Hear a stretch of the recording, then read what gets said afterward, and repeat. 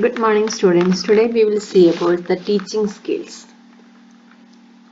Teaching skills. The teaching skill can be defined as a set of teacher behaviors which are specially effective in bringing desired change in the students. Specific instructional activities and procedures that a teacher may use in his classroom. It focuses on what teachers do, different kind of knowledge that others need in order to be able to do the best possible way, attitude and understanding value that teachers embrace and apply. The components of a teaching skill associated with different stages of a lesson. First one is the planning stage, writing the instructional objectives, selecting the content, organizing the content, selection of AVA's materials. Introducing stage, it includes creating a set for introducing the lesson, introduce the lesson.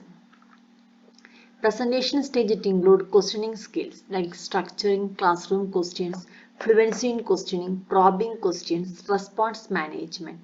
Presentation skills include pacing the lesson, lecturing, explaining, discussing, demonstration, illustration with examples, stimulus variation. Managerial skills include promoting the pupil participation, recognize the attending behavior, managing the class. Closing stage, achieving the closure, planning the repetition, giving assignments, evaluating the pupil's progress. Even though all these teaching skills are important, the more frequently used are skills of stimulus variation, skill of explanation, skill of reinforcement, skill of promoting pupil participation, skill of using examples, and skill of questioning. Skills of stimulus variation, the teacher movement, deliberate and timed shift in the classroom, avoid nervous, fussy and irritating movement, focusing behavior, changes in the speech pattern that involves change the quality, expressiveness, tone and rate of speech, all which can increase the attention of the students. Changing the interaction, shifting sensory channels, information can be processed by 5 senses and learning can be more when the combination of sight and sound alternatively. Skill of explanation. In that continuity, the first one is continuity. Maintaining a string connection throughout the class is a must. Simplicity. Try to use simple, intelligible and grammatical sentence. Keep the sentence short if the content is complex. Consider communicate them in visual means. Explicitness. Explanations are concerned, one must be explicit as possible. Skill of using example. Start with simple examples, then proceed with complex. Start with examples relevant to pupils' experience and level of knowledge. Relate example to the principles, idea or generalization being taught. The questioning skill. Purpose of asking questions. To arouse interest and curiosity. To focus attention to a particular subject. To structure the task in such a way that learning will be maximized. To diagnose specific difficulties inhibit pupil in learning. To communicate the group that involvement in the lesson is expected. To provide an opportunity for pupils to assimilate and reflect upon information. To involve pupils in using inferred cognitive operation on the assumption that this will be assist in developing thinking skill. To develop reflection and comment by people on response to the classmate. To provide opportunity for people to learn members of the group through discussion. To express genuine interest in ideas and feelings of the people. The functions of questions. First, socially it helps to establish a relationship and integrate groups through face-to-face interaction. Second, psychologically it assists in increasing, developing and maintaining healthy emotional and intellectual climate as well as establishing appropriate motivation. Educationally is to elicit information, revise earlier learning. Teaching value. In asking questions, a teacher is helping the pupil to focus and clarify and thus have thoughts and perception that would not have had otherwise. Framing question. Prepare the questions beforehand. 3 reasons for that. It should be precisely and unambiguously worded. Connected series of questions are needed. Teacher is better prepared to deal the unexpected. 2 broad kinds, to text the knowledge, that is to lower order cognitive questions, and questions which create knowledge, that is higher order cognitive questions.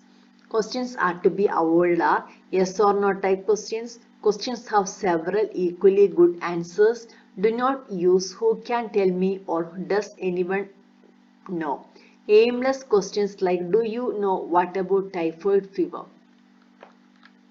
Asking questions and receiving answers. Leading questions like Florence Nightingale is founder of nursing, isn't she? Should be avoided. Elliptical questions like filling the blanks question should be avoided. Asking questions and receiving. Put the questions to the class, pause briefly, then name the student you wish to answer. Feedback from the teacher is easiest way to maintain interest and most effective when after individual response. As a rule, questions should not be repeated. Key factors for effective questioning. First is structuring. Second is pinching and putting clearly, considering how broad and narrow. Directing and distributing. Prompting and probing. Pausing and pacing. Listening and responding. Sequencing. Common errors in the questions. Asking too many questions at a time. Asking and answering by yourself. Asking the students, the brightest students or likable students. Asking difficult questions too early, asking irrelevant questions, always asking same type of questions, asking questions in a threatening way, not indicating a change in the type of questions, not using probing questions, not giving time for the students to think, not correcting the wrong answers, ignoring the answers, failing to build on answers. These are the common errors. Second one is assignment. It is a work allotment. It is a kind of self-study which supplements the classroom teaching. Success and effectiveness depend upon amount of independent work done by the student. Guidelines for preparing assignments. Teacher has to follow certain guidelines in order to assign good assignments.